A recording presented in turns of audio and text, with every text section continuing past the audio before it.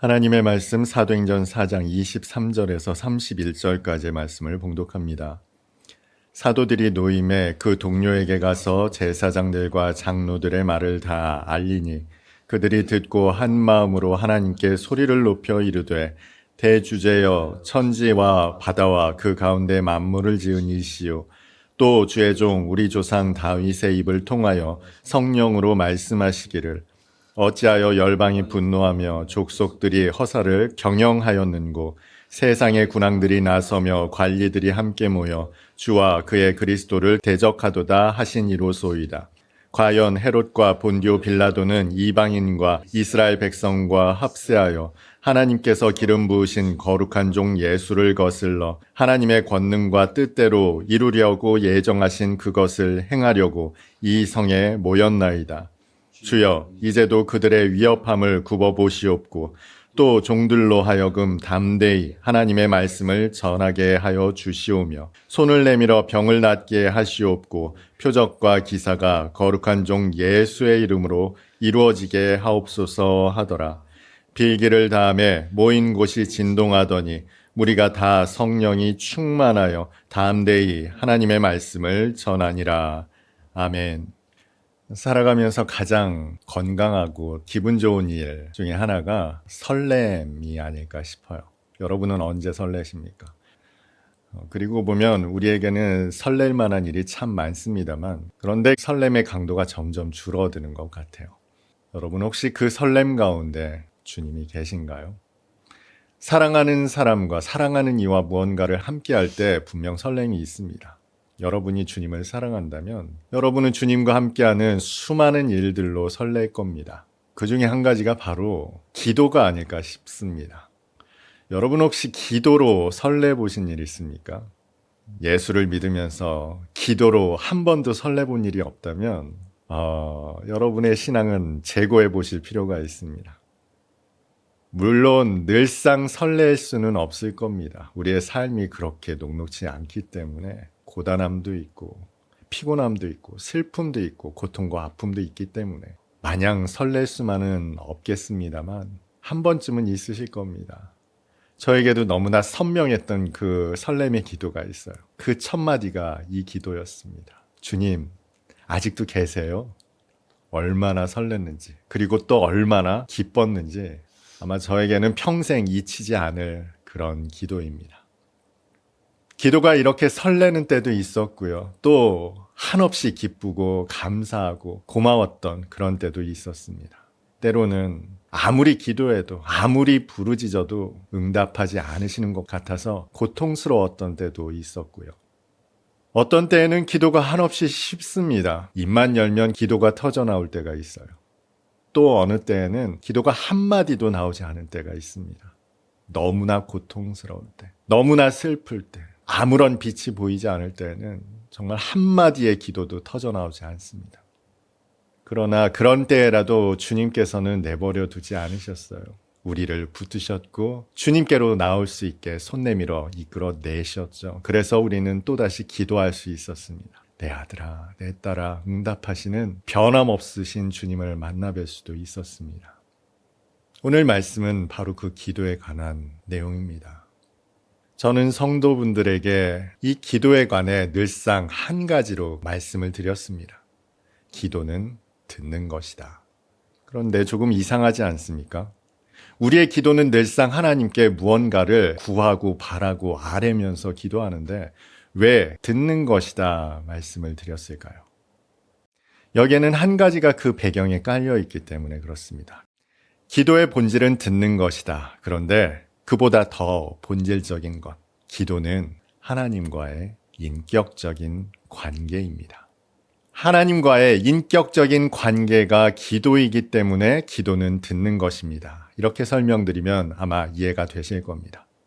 그런데 하나님은 한 번도 우리에게 인격적이지 않으셨던 적이 없습니다. 그렇다면 기도는 우리의 인격과 비례합니다. 우리가 얼마만큼 하나님께 인격적이냐에 따라서 그 기도의 수준이 달라진다는 거예요.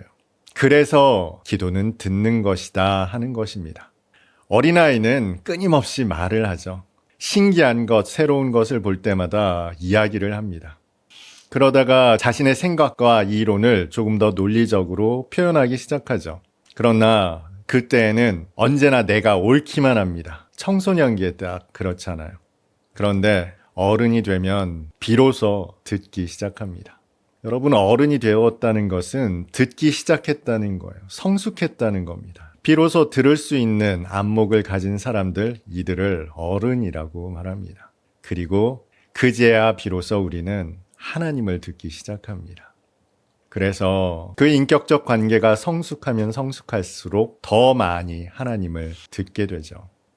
오늘 본문은 제자들의 기도로 이루어져 있습니다.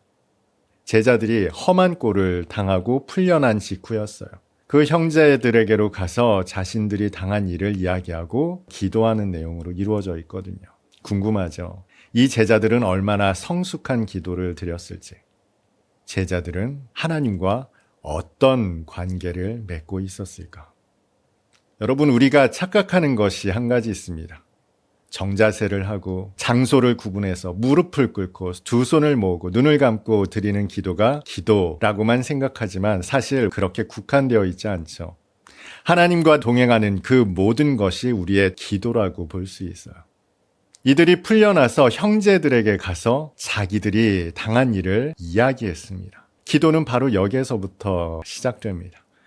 분명 이들은 선을 베풀었습니다. 나면서부터 걷지 못한 사람을 고쳤거든요. 그러자 사람들이 몰려들었고 솔로몬 행각에서 천국 복음을 전파했습니다. 그런데 체포되어 구금되어 있었습니다.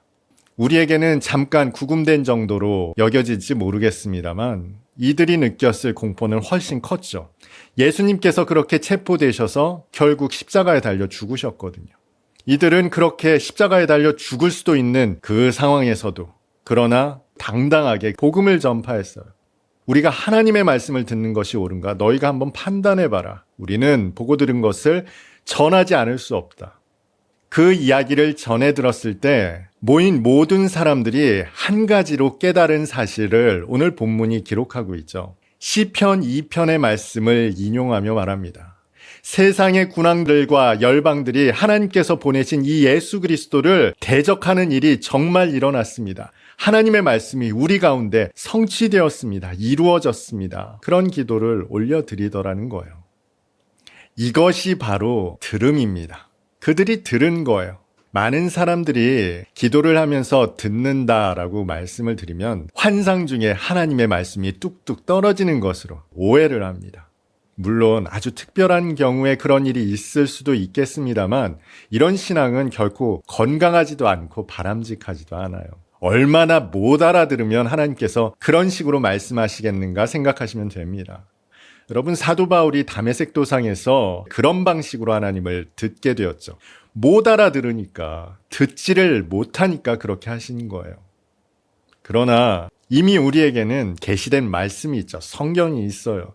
이 성경을 통해서 우리는 하나님을 듣습니다. 오늘 제자들이 들었던 것처럼 과연 하나님의 말씀이 우리 가운데 이렇게 성취되는군요. 이렇게 듣는 거예요. 정말 하나님의 말씀이 우리 가운데 이렇게 성취되는구나를 확인하는 삶, 이것이 그리스도인에게 믿음이 되고 힘이 되고 능력이 돼요. 그래서 우리는 기도하며 늘상 말씀을 묵상해야 되는 겁니다. 기도하면서 말씀이 없으면 아주 이상한 신앙이 되는 겁니다. 그런데 기도는 하나님과의 인격적인 관계라고요. 그러면 이렇게 하나님의 말씀을 확인하는 것이 인격적인 관계의 전부일까요? 우리는 그저 하나님의 말씀을 확인하면 그것으로 끝나는 것일까요? 역사를 공부하신 분들이라면 아마 아실 겁니다. 여러분, 모든 역사서는 팩트만을 기록하지 않습니다. 그 역사서에는요, 반드시 기록한 사람의 생각이 담겨 있어요. 관점이 담겨 있다는 겁니다.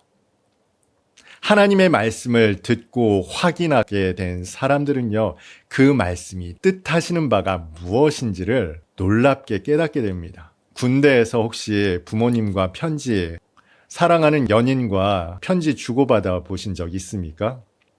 어떤 내용을 기록합니까? 사랑합니다, 사랑합니다, 사랑합니다. 그 말만 합니까? 아니죠. 우리의 신변잡기적인 일을 기록합니다. 훈련이 어땠고, 날씨가 어땠고, 음식이 어떻고, 생활이 어떻고, 여러분 이런 것들 기록하지 않습니까? 뿐만 아니라 지금 계시는 곳은 어떠세요? 건강은 어떠세요? 이런 안부를 묻잖아요. 이 모든 이야기들의 본질이 무엇입니까? 관계죠. 부모님과의 관계, 사랑하는 애인과의 관계 아닙니까? 그 팩트만을 확인하는 수준을 넘어 말씀 속에 담겨있는 내용을 듣는 겁니다. 그러면 오늘 제자들은 말씀을 듣고 확인하는 것을 통해서 무엇을 간구했을까요? 우리의 기도는 간구로 이루어져 있죠. 왜 그런 기도 드립니까? 그것이 우리의 간절함이기 때문에 그래요. 바람이기 때문에 그래요. 그러면 이 제자들은 무엇을 구했을지를 살펴보겠습니다. 29절과 30절을 봅니다.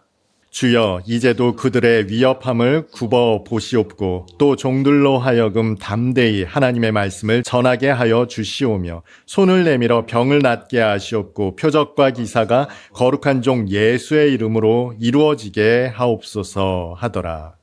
이것이 이들이 구한 내용입니다. 여러 가지가 나타나 있죠. 이 말씀을 묵상하다 보면 이것이 한 가지 내용이라는 것을 알게 됩니다. 이들은 말씀을 전하고 싶었어요. 그런데 어떤 말씀을 전하고 싶었습니까? 예수 그리스도의 천국 복음을 전하고 싶었죠. 예수를 전하고 싶었던 거예요. 이 모든 일들이 어떻게 이루어지기를 바랬습니까? 예수의 이름으로 이루어지기를 바랬습니다. 이들은 바랬습니다. 원했습니다. 이 모든 일들이 예수의 이름으로 이루어지기를 바랬던 거예요.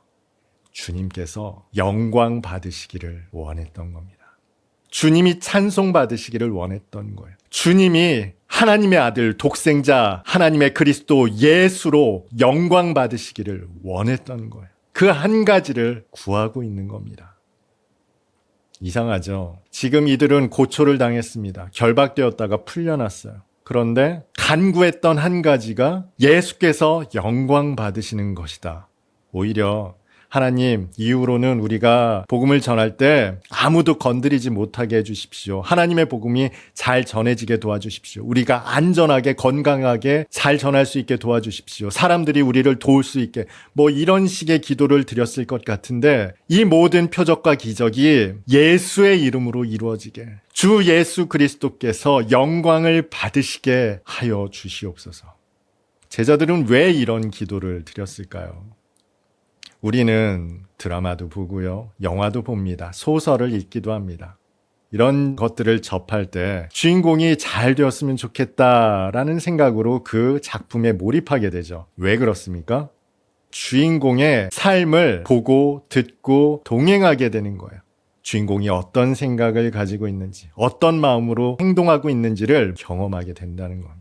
그러다 보니 주인공이 해피엔딩이었으면 좋겠다는 똑같은 감정을 공유하게 됩니다. 그런데 여러분, 이 제자들이 어떤 제자들입니까? 주님의 부름을 받았던 제자들이에요.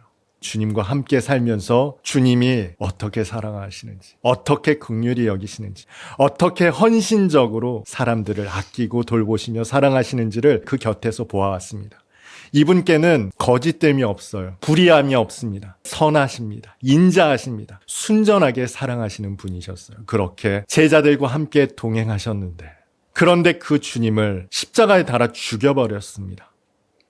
그런데 그 주님께서 부활하셔서 이들 가운데 나타나셨고 하나님의 생명을 전하라고 하셨단 말이에요. 그래서 이들은 하나님께 구할 수밖에 없는 겁니다. 주인공이 정말 잘 되셨으면 좋겠습니다. 그 주인공이 영광을 받으셨으면 좋겠습니다. 그 선하심과 인자하심이 온 세상이 알았으면 좋겠습니다. 그런데 이 제자들의 기도를 듣고 하나님이 어떠셨을까요? 우리는 크게 오해하는 한 가지가 있습니다. 하나님께서 저와 여러분을 얼마나 사랑하시면 예수 그리스도를 보내셔서 우리를 구원하셨을까? 하나님은 우리를 주님보다 더 사랑하시는구나. 착각은 자유입니다만 하나님이 그 독생하신 아들을 얼마나 사랑하시는지, 어떻게 사랑하시는지 신앙생활을 하면 할수록 뼈저리게 느끼게 됩니다. 다만 하나님이 사랑이시기 때문에 그 사랑을 성취함에 있어서 아들이신 예수께서 우리를 구원하시기에 기뻐하셨던 거예요. 하나님께서는 그 누구보다 그 아들 예수님을 사랑하세요. 저와 여러분보다 더 사랑하시고요. 이 우주와 만물보다 더 사랑하십니다. 그 사랑하시는 아들에게 온전히 내어주시고자 피조세계를 창조하셨고 우리를 당신의 독생자의 신부 삼아 주신 거예요. 물론 며느리인 저와 여러분도 사랑하시고요. 하나님의 가장 큰 사랑은요, 그 아들을 향해 있습니다. 그래서 변화산상에서 하나님이 친히 선포하시는 거예요. 내 진짜 사랑이다. 너희는 그의 말을 들어라. 그런데 죽음 같았던 고난에서 풀려난 제자들이 예수께서 영광 받으시기를 원합니다. 기도했더니 하나님의 가장 큰 기쁨과 일치했던 거예요. 통했던 겁니다. 그랬더니 어떤 일이 벌어집니까? 31절 같은 일이 벌어지죠. 이런 걸 공명이라고 하죠. 우리의 가장 큰 간절함과 하나님의 가장 큰 기뻐하심이 일치했을 때 일어나는 현상이에요. 성령의 충만함이 나타나죠. 많은 사람들이 성령 충만을 위해서 기도합니다. 하나님 성령 충만케 하여 주시옵소서. 물론 이 기도가 틀린 기도는 아닙니다만 여러분 성령 충만할 수 있는 가장 쉬운 방법이 바로 이것입니다. 우리의 기도가 하나님의 기쁨과 통할 때 나의 가장 큰 간절함이 하나님의 가장 큰 기쁨과 일치할 때 성령의 충만하심이 임합니다. 그리고 보니 오늘 제자들의 기도가 어떻게 완성되었는지가 이제 보이실 거예요. 그들의 삶을 하나님께 아뢰는 기도 가운데 있었어요. 그 가운데에서 하나님의 말씀을 듣습니다. 이렇게 하나님의 말씀이 성취되는군요. 하나님의 말씀이 우리 가운데 이루어지고 있군요를 깨달았어요. 그런데 거기에서 그치지 않았어요. 그 진짜 의미가 무엇인지를 제자들이 알았다고요. 그리고 나서 가장 간절한 마음으로 하나님께 구합니다. 나의 가장 큰 간절한 바람은 내가 영광 받는 것 아니고요. 내가 잘 되는 것 아니고요. 내가 건강하고 합격하고 성공하는 것이 아니라 주님께서 영광을 받으옵시기를 간절히 구합니다. 기도했을 때 우리의 기도가 하나님의 기쁨과 일치할 때 성령의 충만함을 덧입는 은총이 이루어지는 것이죠. 이것이 바로 하나님과의 인격적인 관계입니다. 오늘 예배드린 저와 여러분에게 하나님과의 깊은 인격적인 관계가 있었으면 좋겠어요. 여러분 사랑하면 사랑할수록 나에게 주목하기보단 그 사랑에 더 주목하게 되죠. 저와 여러분의 가장 큰 간절한 바람이 주님이 영광 받으시는 삶이 될 수 있기를 주님의 이름으로 축복합니다.